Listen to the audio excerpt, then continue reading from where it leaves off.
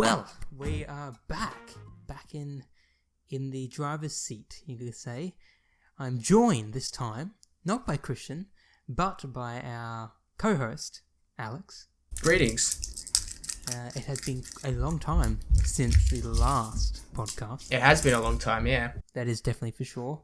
But, things have happened. If I'm assuming, whoever listens to this may know why there haven't been any, but mainly it's because Game of Thrones Season 8 came out, and I did a bit of a thing with Christian where we talked about all things Game of Thrones, each episode and stuff like that, and it was fun, but definitely took up a whole lot of my fucking time. But now we should be back into the groove of it, back into the Hive chat, and then we can see basically how that goes. But yeah, I think the last one we did was like 2 months ago now, I think. And that was on Avengers Endgame. Yes. Which is like now coming out again. Yeah, being re-released. Funny, It's been so long that it's come out twice. Yeah. Oh god. But yeah, I've been pretty busy, but hopefully should be back on this bi-weekly thing. Hopefully bi-weekly. And this time it's just me and Alex. A guest may appear next week, or not next week, but the following week. But we'll see how that all pans out. And today also, I'll say, is we'll keep to the normal format. But I also do want to say the review. So we talked about this a long time ago, where the review is going to be like basically any media, that could possibly like be a book or a TV show or a movie or whatever. And this time we're doing it a bit differently. We're going to do a game this time. So yeah, if you want to listen to it, go for it. It's an old game. It's Crusader Kings 2. However, I believe since me and him have played it, it's just been a game we've been playing recently. Yeah, now recently is a relative term. Yeah. And, but yeah. I mean, as recently as we play games. Oh, yeah. Well, yeah, that's true. That's very true. But I believe... Well, actually, no, I do want to say, I talked to Christian about this last week, Alex. While we're here, I may as well say it, is I was thinking maybe, I think that Game of Thrones thing where we did like a post-series, or post-episode discussion after each episode. It was tough, because especially with uni, it's actually kind of tough, especially trying to get all the schedules up and stuff. But I thought that format was kind of good because, one, it made me enjoy the series more because we got to talk about it more and definitely got, I feel like, a lot more out of it. Game of Thrones or the podcast? Yeah, Game of Thrones, sorry. Like, I got more out of each episode because Christian told me things, or we found more things out because we watched it and sort of looked at all the details a bit more. Not like full-on criticism, but like more of a discussion point. But I was talking to Christian about this, maybe, we could do something similar with a different TV show. Maybe not now, but maybe in the coming months. Oh, well, there's a couple of TV shows. There's one TV show that I'm watching at the moment that has just been delayed for another year, for the current season that it's up to, which is annoying. And then Better Call Saul. No, it's a Breaking Bad prequel. It's been really good, though. But, yeah. And then I've been meaning to watch Mr. Robot, but it's one of those things where starting a series is kind of such a massive sieve, Oh yeah, it's pretty hard. Like even because I want to watch so many other series, but there's just so many things I need to do. But no, but I was thinking, there's I thought Mr. Robot could be a good show that both of us could watch though. Yeah, good, yeah. But if there's any new ones, maybe that's coming out. I was thinking maybe if it is coming out, I've heard a lot of stuff about, I don't know if you know about it, Alex, but there's the Witcher thing. There's also, is that the one starring Henry Cavill? Yeah, the guy who plays Superman. And also there's other stuff like The Wheel of Time, which is a very big fantasy book sort of thing. There's also some other really big ones that are going to come out, and maybe even Game of Thrones, like the next Game of Thrones, whenever that comes out. But I think there's plenty in store for the future anyway, so there won't be any lack of content. But I believe we should move over to the first section, which is our free flow. Well, Alex, obviously I know that me and Christian watched Game of Thrones recently. Obviously, we finished it up, and maybe almost a month now. Now, you got into Game of Thrones recently. I have. How long did it take you to watch it, or like a week? About 2 to 3 weeks. Oh, okay, all right, sweet, okay. Because I thought it was a week. I was like, holy shit, because I did it in 2 weeks. Yeah. Well, it really depends what you're talking about. It took me a week to go from season 3 to season 8. but it took me a week to go from season 1 to 3 because I just didn't have much time during that week. Yes, yeah, it's the same. Like, I can't remember how I watched it all, but no, I watched it in 2 weeks. First up, what are your impressions, Alex? Is all the hype around it? Don't listen to all the shitty stuff for now. Oh, I haven't been. Or like all the hype around it, I guess, and everything you've heard about it. Do you think it's lived up to its expectations that everyone's put it at? See, here's the thing that I was really... This is really what I was thinking when I was thinking about it, because... Shit. No, I actually liked the ending, and I don't think... I fully agree with you. And I don't think that... The reason why I think that it's a bad thing that a lot of people seem to, like, hate the last season with, like, a lot of vitriol, and it's just like... Yeah. I think the biggest problem comes down to the fact that in the way the show has been structured ever since it came out, it's been leading towards an ending that was either going to be amazing or bad or terrible. Even though I think, if anything, I think the ending was just kind of average, but I think that's acceptable. Yeah. I think the ending was fine. Yeah. I definitely thought it was too, yeah. But I think that because of fan expectations, it was either going to be the best thing ever or the worst thing ever, based on just the way the fandom works and the way any fandom really works. We just live in a culture now where everything's so make or break, where nothing can really be average anymore. Yeah, well, that's the terrible part about it, is because we put so much emphasis on it being amazing, you know, once it comes out and it's not like what we think it is, we just think it's shit, because it's like, well, we thought this was going to be cool, but turns out whatever this happened wasn't cool. Yeah. And that's such like a... Now, I guess now, I can't say for like in the like past 20 years or whatever, but you know, I could say like with a lot of TV shows and movies and stuff like that, definitely even books, the expectations are just sort of like, when you put something, like when you expect, you know, whatever, you want this to be amazing ending, whatever, you know, I think I said this the last podcast with Christian, like, I feel like, you know, if you're gonna like put these expectations on it, or you're gonna theorize or anything about it, I feel like you're always gonna be, you know, you're always gonna be in the bad books, in the sense that it's never ever gonna fill that hole that you've sort of wanted. Is that it's never gonna be the way you think it is. That's sort of the easy way of saying it. That's why I try to stay away from expectations, but I can't. It's too hard. It grips me too hard. I can't not expect some amazing part of it. In terms of what I expected, though, I was actually happy with the ending in terms of, like... Oh, yeah. I was much happier than I thought, because I thought how Game of Thrones has always positioned it as it's not like a happy ever after sort of thing, right? I've always expected it to be this terrible ending that's always going to happen, because I thought that's how Game of Thrones work. And ultimately, it kind of did end up that way, really, in terms of the fandom, I guess, like how everyone's sort of expectations came around it, but... Yeah, in all honesty, it wasn't like... I thought it was, like, actually a pretty good ending overall, because, you know, everyone actually got, you know, some really good parts. They sort of, like, kind of got the best part of it all, you know? People got to rule their kingdoms and shit like that. And, like, obviously, sadly, one person died, you know, in the face of it all. It's not too bad. Obviously, there's all of that. Yeah, one person in terms of, like, the characters. You know, when everyone's looking at the main characters, they're like, oh, she's dead. Yeah. Spoilers. Yeah, Jon Snow died. Yeah, Jon Snow died. Yeah. Everyone died, actually. Oh, sorry. Aegon Targaryen. Yeah. Mr. Aegon Targaryen. I talked to you this a couple of days ago. I thought about it, like, how me and you, anyway, we've recently got into it. I only got into it maybe like 5 months ago now. Yeah. And I feel like... this is only because I'm glad that I did actually only get into it recently, and... Because it meant I was able to watch all the episodes one after the other, and I wasn't left waiting for anything else. That's the thing. That's the thing. I couldn't imagine the torture if you were waiting for, like, the Battle of the Bastards, for example. That would be torture. Yeah, that would be terrible. Like, think of Christian, right? Yeah, I know. Remember all those years ago. Bloody hell. But we're in terms of us watching it in a sort of shorter amount of time, I definitely think... Well, obviously there's a different perception from us because we're watching it like a linear sort of thing, right? We're watching it straight after the other, like one episode after the other. As opposed to exponentially? I guess like, whatever. In terms of like, think about it, because we can watch it one episode sequentially, you really mean, quickly. rather than sequentially. Yeah, not whatever sequentially. But everyone else, sort of, who's watched it ever since it's come out, they've had to wait like a year.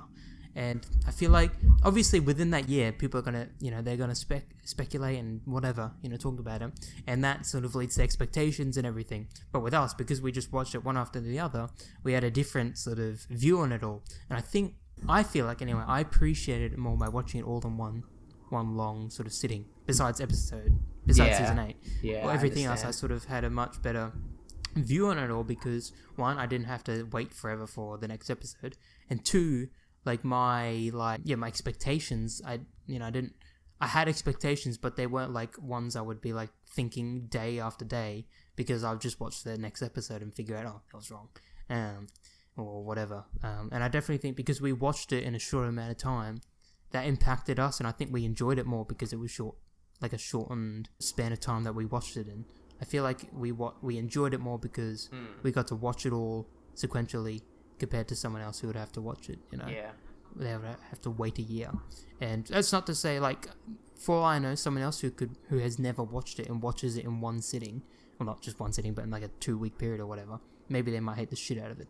But I think, anyway, with this sort of just me and you thinking about it, I feel like because we watched it in a shorter span of time, because of, I guess, we didn't have to, expectations weren't like fucking crazy, and they were sort of just focused on what's going on and everything. We didn't actually I think we enjoyed it more, appreciated it more, whatever. But again, I think that also comes down to like everything that I heard about it, and everything I heard about it was like true, so that made me enjoy it even more. Like all the good stuff. Well, everything, like how it was good in terms of like how the characters were like this very integral to it, the way that it all worked, sort of how all the characters talked with each other, or the way it sort of was. It was just a fantasy story, but like, not in the modern day, but in terms of like it was in the people who anyone could watch it essentially. You didn't have to be this sort of like nerd who just reads fantasy books, i.e. me. But like that just makes it better. But yeah, I think that's a factor in it in terms of watching it in a shorter span of time or longer span of time. But that comes down to anything in general. But yeah, I think because we were sort of lucky we didn't have to wait forever. I definitely agree. It came out. Like, I was fucking like, I had to wait like 2 months for season 8, and I was like, oh, what the fuck? I need to watch it. But thankfully, I didn't have to wait like 2 years for it, and I had to wait 2 months. So that's great. I was gonna ask, what do you think anyway? What do you think of the? Well, I guess we could sort of cover this, but what do you think of everyone else's sort of like opinion on it? I guess the fandom. Alex, what do you think? What do you think about the fandom about it? What do you think they? They talk about all the writers. They talk about how shit the writing is, how shit the oh god, the ending is. Yeah, I mean it's not great. I mean, like, again, I feel terrible for the writers. They may be evil geniuses, but still. In a way, I like. It's a double-edged sword in my opinion, because I think that they've recognized that the problems with the show it was just in the writing, if you know what I mean. Like, they recognized that. Well, yeah, that's the thing. Yeah. Not like no one else was really at fault for the ending being like that, but at the same time, because they're only blaming the writers, it's essentially funneled all of the. It's almost multiplied the level of dislike for the writers to an absurd degree, and I think that I mean, I think that it's kind of unfair, especially considering when you think that the writers themselves, they wrote and they did all of these episodes. Everyone praised them for that, and for one episode, obviously it's the ending and it has a big impact. But you'd think they did all this other good shit. You don't have to just fucking go rage on them because they wrote the ending not the way you expect.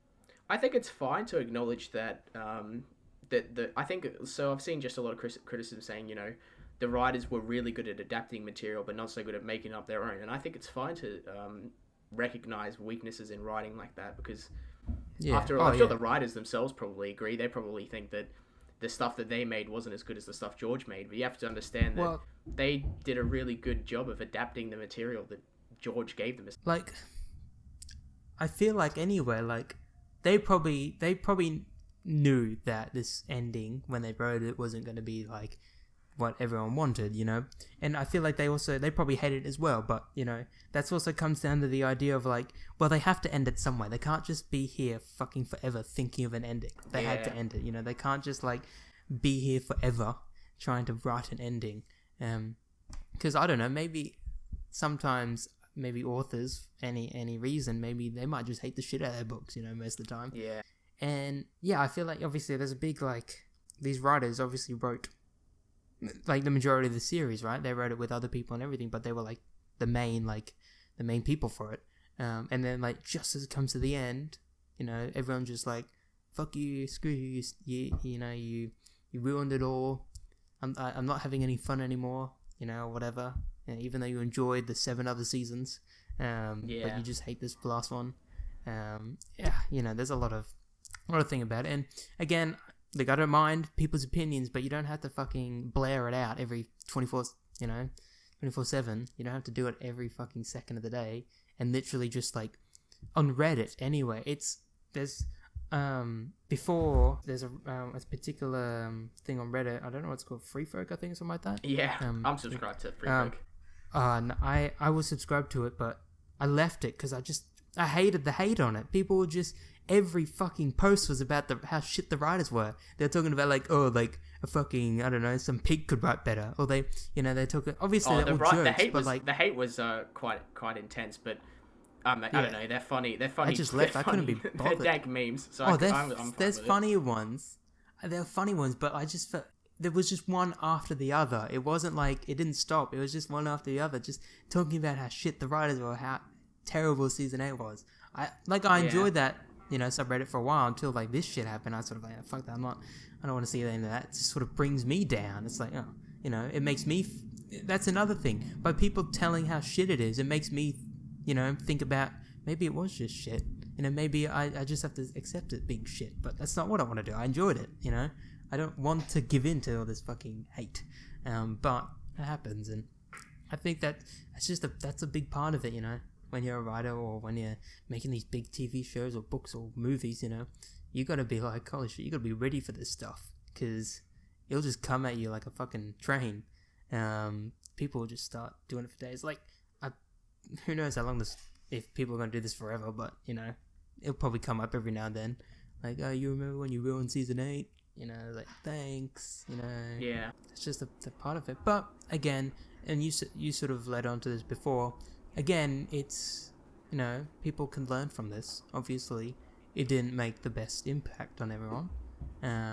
Though they can learn from it, you know. People make mistakes, can't really do anything about it, only get better at it, you know, trying to fix it up. But I feel like I've said this before, I feel like, if anything, Game of Thrones is like a foundation to making even more of these types of shows.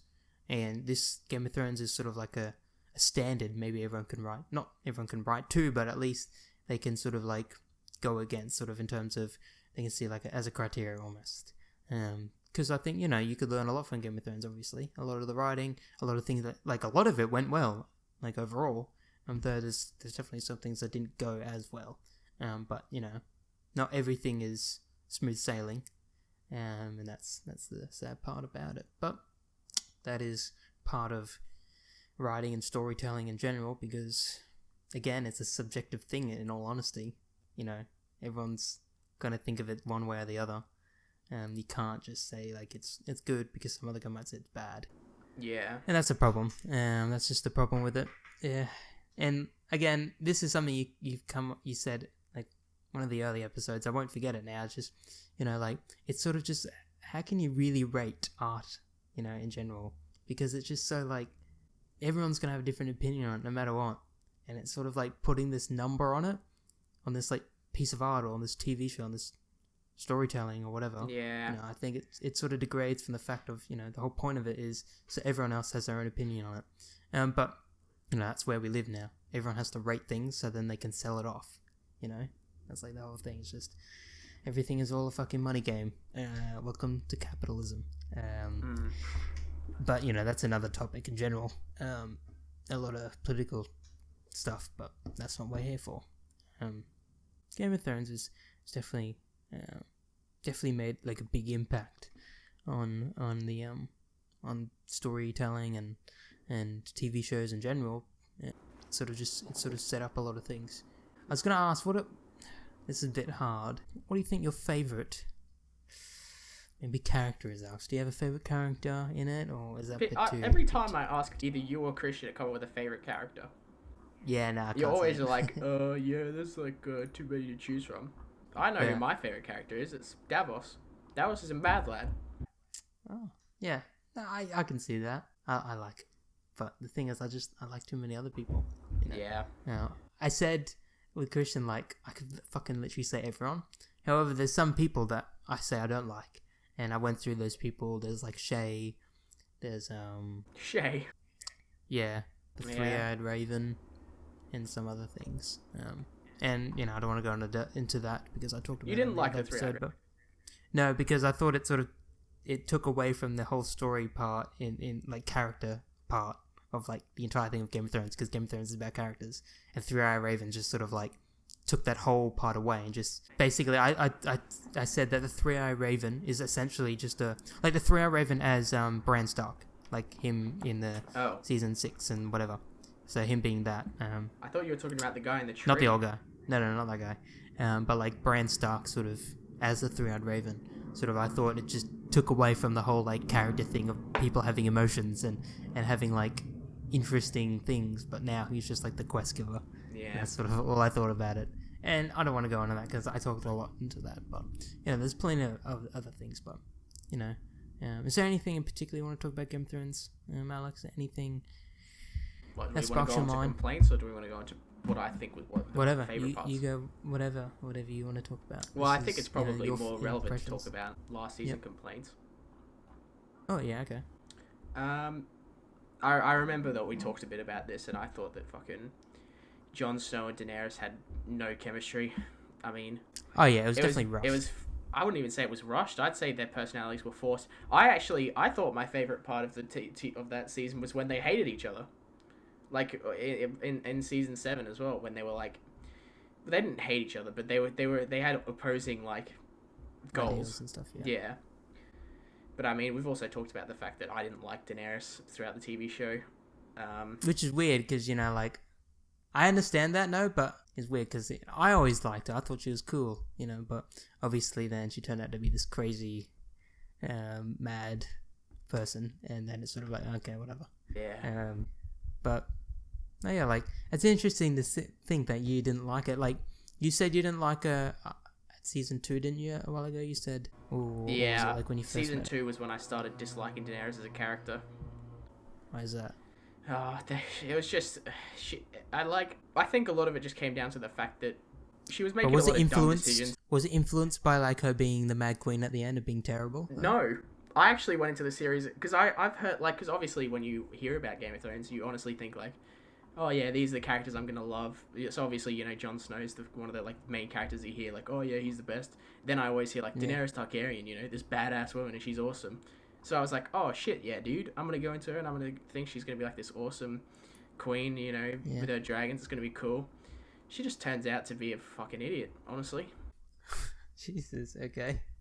She just made dumb decisions throughout her entire I don't know. I just have a lot of problems with the way that she decided to rule, like Marine, for example. I'm not going to say that she wasn't put into a difficult situation, but at the same time, like, also I thought I always felt like her dragons were always like I felt like they were always just like a Deus Ex Machina. They were always there to save her whenever she was in like some sort of trouble. Which that's not explicitly true, but I see. It felt that way because like someone like Jon Snow, he actually made mistakes and he was punished for them. Or even like Robb Stark. I enjoyed Robb Stark way more than I liked Daenerys because whenever he made a mistake, he eventually paid for it with the Red Wedding. Yeah, well, no, I definitely liked him. I remember I talked about ages ago, just like even like the implications like on him when he was doing his war and stuff, but he had to kill his own men because, execute some of his own men because they were like killing prisoners or whatever. Yeah. I remember a lot of that stuff. I thought they killed two fucking Lannister children. And I remember that which was pretty brutal. Because they killed like one of the big houses that was supporting the war, who just left, who had like one of the biggest armies, and they had to go to Walder Frey. And everyone knows what happened there. But no, it's interesting to see. Like, I understand the Danny part. I don't think it helps that she had some of the most boring storylines in the show. Really? In my opinion, she did. I really liked her storyline. I thought it was cool. It was different than what I've kind of like the classic what everyone else is doing. Sort of just like, we're here in Westeros. Yeah. Trying to fucking fix everything. But she's in this like crazy ass desert. Yeah. Which is like full of killing fucking raiders. With the Dothraki. Obviously, the Dothraki. I think that when she was with the Dothraki, I think those were the best storylines of hers. After they like left her, that's when the show got, in my opinion, her plotlines got terrible. That's I can see that. I can obviously see there was things with that, and I also think a level of it has to do with the fact that like I think that she's very hypocritical. Like, she is, yeah. Like, and that's not to say that other characters aren't, but I think that like she it's like more clear with her. It's pretty obvious that she's. And I was honestly surprised that so many people genuinely thought she was going to be like this person who broke the wheel and stuff, when it's so obvious that she's just doing it for personal gain and that she doesn't actually give a shit about anything. Like, I sort of thought she was going to do that, but it wasn't the way everyone was thinking. She wasn't going to be this magical god, who's going to fix everything up, make the world a better place. Then she's making a world the better place for herself, really. Yeah. She's not doing it for anyone else. That's like the whole thing.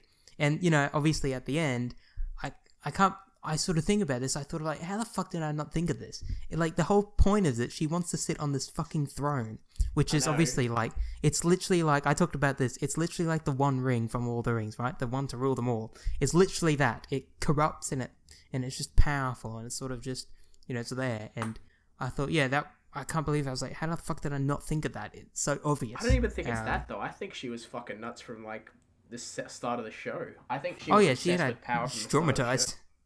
Well, again, it's sort of like, I guess it's also like got to go with the idea of who she is. She's a Targaryen. Yeah. Maybe it's just because I really liked the Stark storyline that I just really disliked the Targaryens. Oh yeah, and I think that happens. And obviously I thought about that, and also like, well, if she's like a crazy killer, then like, how's Jon not at least have some of that? Because he's like, he's half Stark, half Targaryen. Well, actually, I think there's a reasonable answer for that, and I think that the show delves into the fact that the Targaryens were very incestuous. So, like, the Mad King's wife was his sister. But Jon wasn't a product of incest. He was a product of Rhaegar and Lyanna Stark. Whereas, obviously, Daenerys was a product of incest, so... We all know how that goes in Crusader Kings 2. Yeah. But amazing. Game of Thrones. I don't want to spend all day here, but I definitely think Yeah, we've been talking a lot about Game of Thrones. There's a lot about Game of Thrones. And, we just haven't talked about it though, considering. No, we haven't. Yeah, don't worry, we got plenty of time to talk about it another time. But if anyone wants to listen to more Game of Thrones, there's like 10 hours of it somewhere. Almost 10 hours, maybe somewhere. Shame I wasn't there. I would like to talk about it. Shame, yeah. Sadly, you didn't watch it. That's it's a shame. However, I believe we could move over now to the second section of the review. Yeah. So, Alex, today we are doing a bit of a different review. Not like a movie or a TV show. Yeah. But this time we're doing a video game on the PC, on the Steam. I'm expecting a lot of PC. Store. Considering I don't own a console. It's not on console, is it? Crusader Kings 2? I know Stellaris is. Stellaris is on Crusader, console, yeah. Yeah, I don't know if Crusader Kings is too. Crusader Kings 2 sort of fits in with the Game of Thrones theme, actually. There is a mod for that, actually. We can talk about that later. But I thought we could firstly think about... Obviously, this game was released in 2012, so 7 years ago. But since it's been, been bolstered by hundreds of DLC that have cost a fuck ton of money, but also done a lot to the game. too much. But I was sort of just thinking maybe I quickly go through this. It's very positive on Steam, even though for the past 12 years or whatever, which is pretty good. All reviews, 90% of the reviews for this game are positive, which is very good. And there's a lot of things about Crusader Kings 2, but I think we can firstly talk about how we played. The first time I played, which was you, really. I played before, but I didn't understand what the fuck was going on. I had 2 games before that. I had 2 games before I played with you, but like... Really? I did, yeah. Yeah, you sounded like you had more experience than that. Oh, because those 2 games were like... Those 2 games lasted a long time. But obviously my first game was... We basically, all 3 games that I played, we played in the same spot. I played Wessex in all 3 games. And my first one was to create England, which I did. And then I decided to stop playing that game because I was like, alright, I got the basics. Maybe I can min-max this to make my kingdom not terrible. So then I did the same thing in my second game, but I also formed Britannia and I did like a bunch of crusades and stuff. I don't think I did any crusades in my first game. I think my first game was mostly just learning the ropes. But yeah, those were the 2 games that I had before that. And then, of course, we had our game where we played Wessex and we formed Britannia. And then I had the Empire of France. Yeah, and then and France as well. And then after that I had 2 more games after that where I played Ireland and then I played Denmark, which were both very fun. Interesting. But no, I was just looking. So the first fucking game I played of this, like the proper one, it was like 54 hours. Jesus. In one game, Was which that is our ridiculous. Game? That's our game. Yeah, that's nuts. 54 hours. That's ridiculous. And that's obviously from start to finish, which is like, I can't remember how many years it goes. 700 or whatever, which is like fucking ridiculous. Yeah, we played from the earliest start date, 769 to, I don't actually think we finished. We got to like 1400. No, we did, but we sort of like, fuck up. There's like 10 years or 20 years left. Yeah, it was a minuscule amount of time. Without going too much into it, because I want to talk about certain things of the game, but I thought it was a fucking epic game. A little bit about it. Yeah, we started in Wessex. I was like a count or whatever, and eventually we formed like Britannia, the island of Witwicky. We did Witwicky. That's from Transformers. But if you have to explain the reference, it doesn't make it a good joke. Yeah. Okay, I'll cut that out. All right. I cut that out as well. Wow, that was an interesting period of silence. So, from the count of Witwicky, the country of Witwicky, I eventually fucking became the Emperor of France. Yeah. A fucking immortal ruler, thank you. Which came literally out of the blue. My guy's like 150 or some shit like that. Which I think was actually ended up being pretty good luck, considering for a lot of the time in terms of like rulers, you had terrible luck. I was plagued with rulers constantly dying, just like from plague or from death. I've had in general, I think I've had like 3 encounters with death, and which I had to play chess with them. Decided to play chess, and every time you lost. I had, well, because it tells you like the percentages of like what's winning or whatever, and it's always like if you want to run past death, and it's like a really terrible chance. It's like I can't do that, my guys, and because you need to be like strong to get past them, and literally all my guys are like weak or they just don't have anything. I play chess or club-footed, and I play chess, and he just somehow dies. But I eventually I came out with it with an immortal rule at the end, which is great. It's a fucking awesome game. We had crusades. We had to push back the this God, yeah. I mean, fucking in that early Islam start date, and stuff like that. It's cool because then in that early start date, Catholicism is like really weak. So obviously we had Muslim Spain push all the way into France, which was fucking like they basically controlled all of mainland France by the time we were able to do anything about it, and we pushed them out. First, we pushed them out of Brittany, then France, and then we slowly pushed them out of everything else. Because I remember Scotland were there, and then Scotland became like Finland, or Sweden or whatever it was. Then the horse lords and then all this other crap. Oh yeah, when there was that fucking massive country of horse lords that just never broke up, and then I assassinated their leader, and then they just fractured instantly. Yeah, I remember. I just remember Were the Byzantines still when we around thought by the about time we no, finished? they died. They like died. No, they were way gone. But I remember Yeah, we they get normally way too crippled by yeah, they civil got wars. wrecked. I remember that we set a goal to like get Catholicism back, and we eventually did at the end. Yeah, it's fucking cool. Oh, I don't think we took, Catholicism was very strong at the end, but we were very Oh, strong but at the end. we brought it back onto. Oh yeah, but we brought it back. Brought it back in the mainland and stuff like that. That was really cool. Yeah. And hopefully we can continue that in Europa Universalis, but that's a little bit off topic.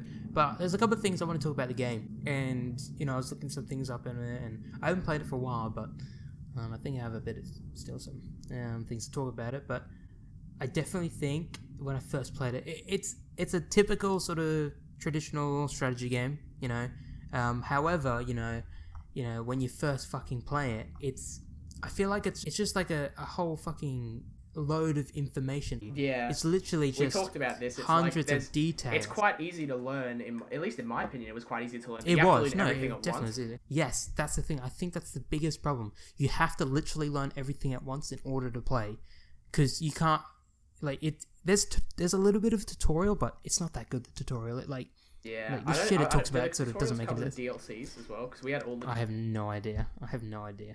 But it was very that in terms of it was very overwhelming. And that when I first played it, I think I first played it like 3 or 4 years ago, for like 3 hours. Like I can't be bothered. I can't be fucking bothered. There's just so much shit there. Not to mention that the first time you play it, the UI's ugly, in my opinion. Yeah, it's very difficult to navigate. But once you understand what's where, the UI is actually insanely easy to navigate.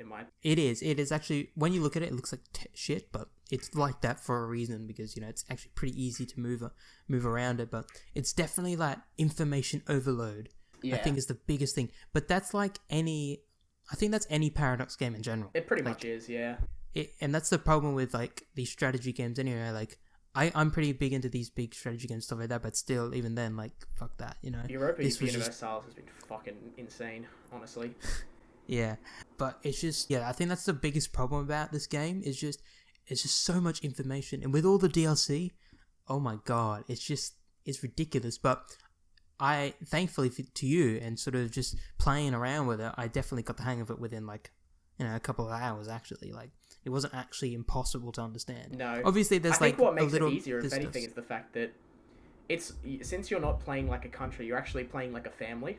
Yes, that's the biggest thing. It's mainly just about family, honestly. The game is particularly. And the thing about this anyway, as it being a strategy game, it doesn't focus on those traditional aspects of you have to organize materials, you have to chop down wood, you have to gather stone, or you have to individually assign peasants and all this.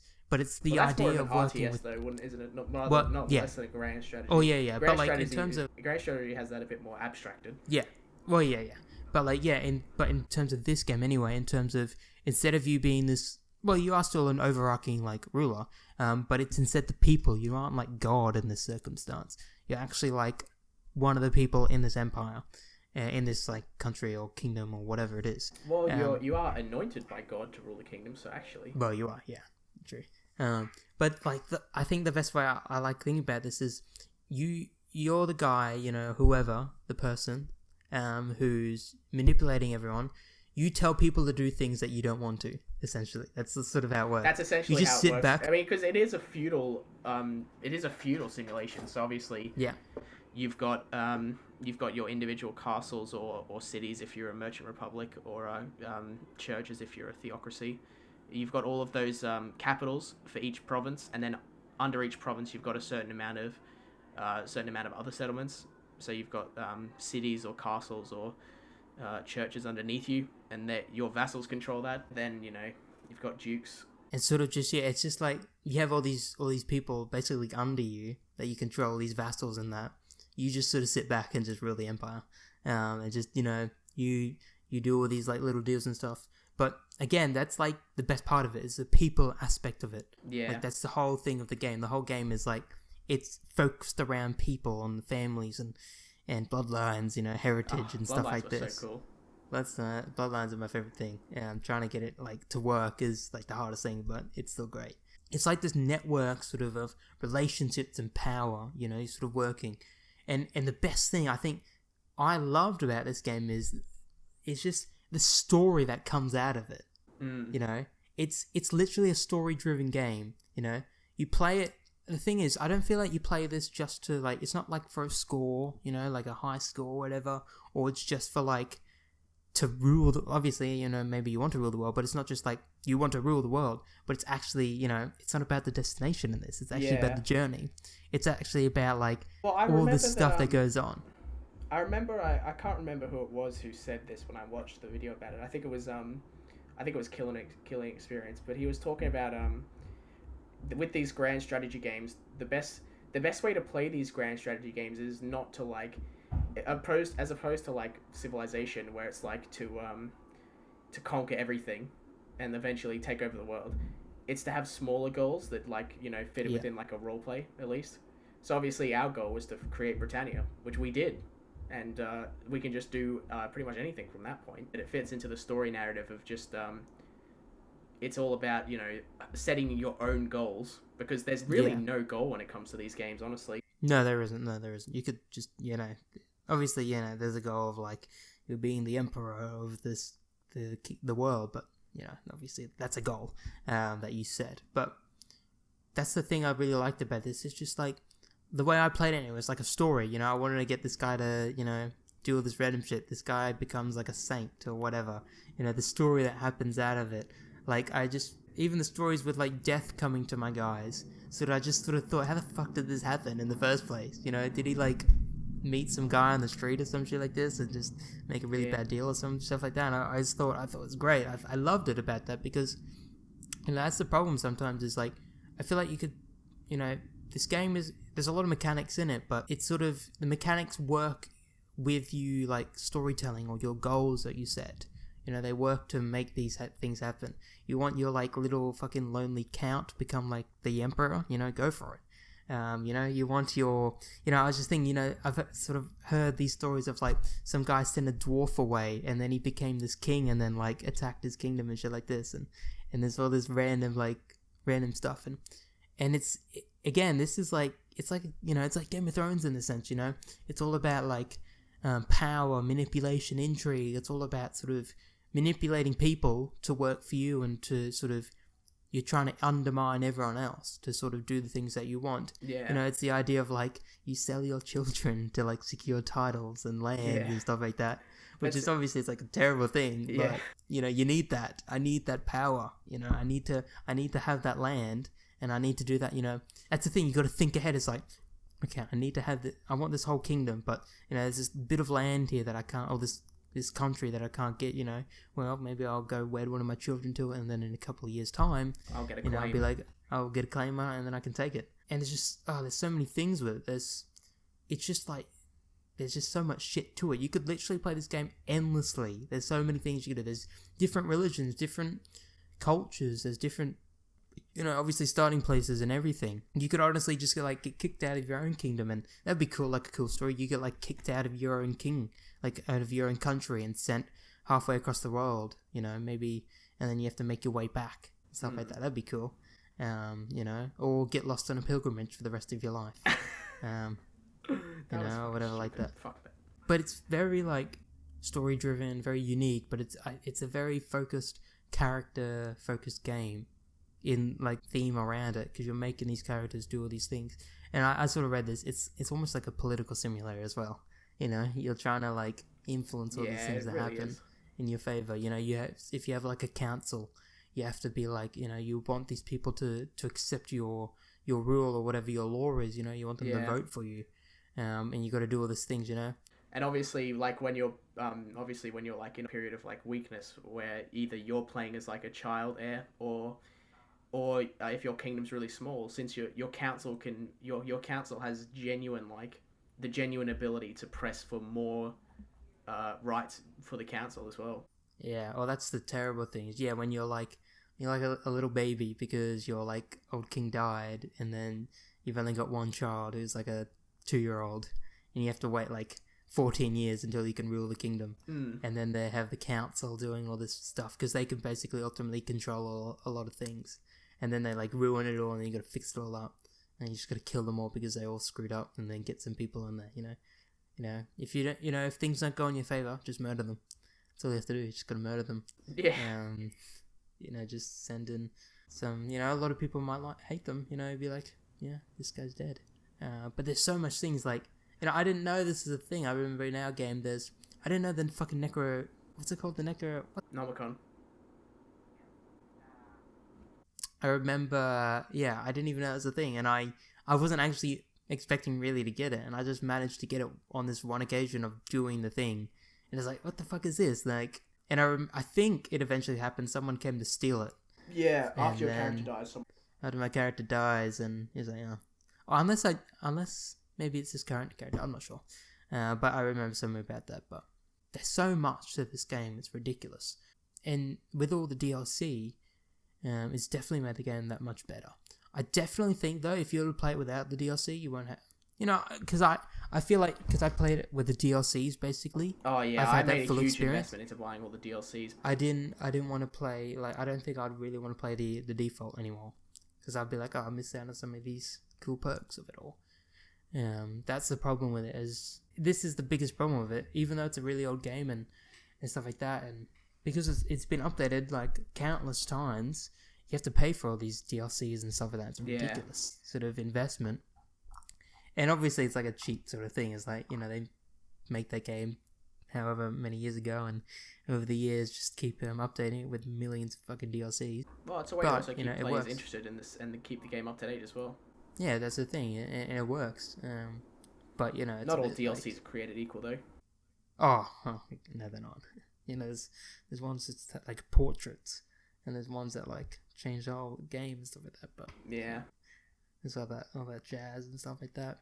But and there's also mods. I was talking about before. There's a Game of Thrones mod, which I haven't played, but I've seen a couple. I've seen a couple of people play it. I installed it and I launched the game I launched the game just to see what it was like, and fucking.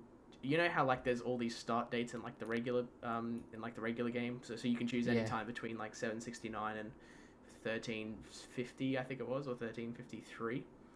Yeah. The Game of Thrones start date is fucking nuts. There's stuff the War of the Five Kings is actually basically the second last start date. All of this other start dates are I think the very first start date was when Aegon the Conqueror conquered all of the Seven Kingdoms. Oh my god. Yeah, I know. It goes all the way that far backwards, which is nuts. So you can conquer all the Seven Kingdoms as Aegon. Yeah, and that just goes to show how good these mods are. Oh yeah, they've put so much work into the Game of Thrones mod. People put a lot of work into these mods and stuff, and obviously it's great, but fuck, you got to put another 50 hours into that shit to play it. And that's the thing. I'd love to fucking play another one of these, but 50 fucking hours is ridiculous. Because I'm sort of the person who, I won't half play it, I want to play it to the end. Even though if my guy dies 3/4 of the way through, I sort of just want to play it the whole way through, because I want to see how it all works, because most of the time, shit goes terrible, and I'm sort of maybe in the future, everything will be better. But turns out it isn't. And well, just goes to shit. Not only that, but then since it's character-based and story-driven, you eventually get to the point where I was ruling with a queen and I had no heirs, and the only heir that I had was some fucking nephew on the other side of the planet who was going to inherit, but he wasn't part of my dynasty. So if that happened, I was going to lose. I thought so you had to go around and fix that. I thought the funniest thing was, so with my immortal guy, I think I had 5 grandchildren, 5 grand whatever children. Great, I think it was great. Yeah, I had whatever it was. I had 5. Yeah, I can't remember. It was 5 or 6 or whatever like that. Because I was immortal, I had all these children, who were I was 100 and whatever fucking was 150 or some shit like that, and all these children sort of just being born one after the other, and I just had this massive family tree at the end there with this guy who's still alive, and there's even this guy, his sons were dying because of old age, and it's so weird. It's how the fuck? Obviously, it's not real, but just think about that. It's so weird to see that. Or you're immortal, and all your children, your great-grandchildren, great-great-grandchildren just die, and you just outlive them all. Yeah. I thought that was the fucking funniest thing ever. I thought, this is fucking great. And like, I didn't have to worry about inheriting because I just had 1 million children that'd be like, okay, one of these people can do it. But you know, my guy's immortal, so unless somebody kills him, I should be all G. Who knows how that works in Europe and Universalis, but we'll find out soon enough. But other complaints, I don't really think there's any other complaints I can think of the game besides the information overload. I think that was the biggest part of it, and that's probably what turned a lot of people away when they first saw it. It turned me away when I first played this game. I was interested to read that. I remember I read like.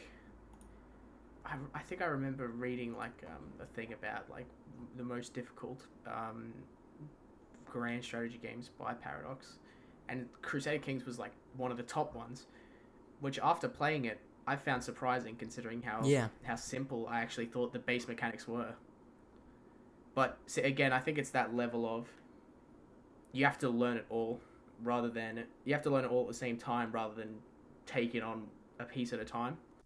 Yeah, that's the problem with it. It's just you can't learn it in little bits. You have to learn it all at once, which is, it's not for everyone because you can't literally some people can't just sit there for like 5 hours straight just trying to learn the fucking game. And then even then, that's probably even scratching the surface of it. But yeah, I don't think there's any other complaints I can sort of think about it because I thought, like even if there's game mechanics that are wrong, you could just get a fucking mod to fix that. Yeah. And yeah, I don't think there's anything wrong with it. I thought it was great. And I didn't see any major problems with it. Yeah, like for a 4X sort of grand strategy game, I feel like it does pretty well, obviously. Considering it's 7 years old, they've obviously had plenty of time to improve it. But any Paradox game, but any other similar type of game it's just the information overload with it. It's pretty bad. I feel like we can review it and maybe a score. What do you think, Alex, if you were to give it out of 10? In terms of how much I enjoyed it, probably like an 8 out of 10. I've probably reached the point of the game where I've like basically done a majority of what there is in the game, and that everything after this would just be replaying and then playing as different characters at different times rather than experiencing the game. Because I've played as a tribal, and I played as the Vikings, which was fun. You get loads of money for raiding as a Viking. And then I transitioned into a Merchant Republic, which is even more fucking monetarily based. It's nuts. But I just think I've basically done everything there is to do in terms of the actual gameplay. How many hours have you got in it? Like 300 hours. Jesus. Yeah, but I think it doesn't mean the game is not fun, but it just means like in terms of like I've experienced all the different flavors of playing the game that there is at the moment. Yeah. Actually, I want to talk about that in a second, but that's not true. I haven't played a Muslim nation yet, so I've played an Indian nation. I'd say maybe for me, I don't see any other problems with it, and I've only played it relatively little bit compared to you, but I would honestly just say 9 out of 10. The only reason I don't give it a 10 out of 10 is just because, the information overload pushed me away the first time I played it. I would want to give it a 9 out of 10, but after playing Europa and the depth of that game, I mean, Jesus, I just can't. Yeah, probably change. Europa's been really fun so far, honestly. Yeah. But yeah, it's definitely a great game in general, and this is a little bit different in terms of the review, but this is a starting point if we're to do more games like this. But I believe we'll head over to the final section of the podcast. All right, Alex. I do want to quickly say, something you're talking about. I think maybe we could save a lot of this discussion for next episode. When you're talking about, the replayability of games, how are you when you come to replaying games in general? What do you mean? Can you replay a game? Like, for example, let's say typical Depends Skyrim. what type of game, honestly. If you played Skyrim once, played it fully throughout, would you ever play it again? Or have you played it again? But Skyrim is one game that I can't play again. I've tried multiple times, but after you play it once, that's it. You've basically done everything. That's me. I'm exactly the same. I can't play that game again because I feel like I've done it all. I understand the mods sort of... Look, even with the mods, I can't play it again. because I don't know why. I don't understand why. I just can't I actually replay think games. it has to do with the fact that Skyrim, it's not like a regular RPG. I've talked about this before, but I don't think it's a regular RPG in the fact that, like, if you choose, like, a warrior build, you can still be admitted into the College of Winterhold, which is fucking stupid that's as true, hell. yeah. But I think that because it doesn't limit you in roleplay sense of what you can and can't do, you can play one character, do everything, and then that's it. You know. I'll say this. Skyrim has a fundamentally flawed combat system as well that I could talk about for 30 minutes and describe how bad I think it is. But ultimately, I think that doesn't add to the replayability either. No, yeah, but it's just sort of an interesting thing because in terms of even Game of Thrones or Crusader King 2 or anything like that, sort of when people talk about you can replay the game or you can rewatch it and find out all these hidden details and stuff, and it's weird because for example, a book is a good example because if you read it the first time, you might find things out, but when you read it the second time, you find out other things. But even then, I sometimes can't even force myself to reread or rewatch a video or watch like a movie or something like that. I don't know why. I just can't sometimes, and it comes especially with games. I can't for some reason. Even with some RPG games, with Pillars of Eternity, the first one. I can't play that game again. I feel like I've done everything. Like, I know I actually haven't done everything in it, but the way I play games anyway, in general, is I usually play it to its fullest when I first play it. I usually always play it to its fullest, so I try and do everything I possibly can. All the DLCs, all the mini quests, all the side quests and all that. Obviously, I can't do everything, but I usually try and do the most of it. And I think that might be the problem with it, is just because I just do too much and it sort of takes away from RPGs are fundamentally different, though. Strategy games you can replay for eternity. Oh, yeah. Yeah, you could. But yeah, with RPGs and stuff like that, yeah. No, yeah, there's definitely, there's differences in terms of, like, because RPGs, they're more story-driven when it comes to that. But then when it comes to, like, a strategy game, it's like, well, the story is the one that you create, really. Yeah, I do think that that's definitely an element of it, and I think that RPGs just very, like, once you complete this, like, certain storylines, you're satisfied with where you went with the game. But I think we can save that big discussion for next episode. But hopefully, anyway, this is the final section. Anyway, we should be back on a bi-weekly schedule. I'm not going to confirm anything, so hopefully we'll find out. There's the key word there. Also, I was sort of thinking about it. I talked about this a little bit before, but with the reviews anyway, because obviously we did a game this week. Maybe because we've done a movie, a TV show, maybe we can do even a rotation of these things, or we could just do whatever, whenever. But I was thinking maybe even next time I might do a book or something like that. But we'll certainly see when that day comes. But I believe that's mostly it. There's nothing else that we need to talk about. Unless there's anything you want to say, Alex. Any final things you want to say? No, not really. I wish we could have talked a little bit more about Game of Thrones and other stuff like that, but I think but it's not really a conversation you can do in 30 minutes. Yeah, I know. But don't worry, we got eternity to talk about it. Just everyone else doesn't have to listen to it. Well, I believe that is where we end it. Yes. And as always, see you later, alligator. In a while, crocodile.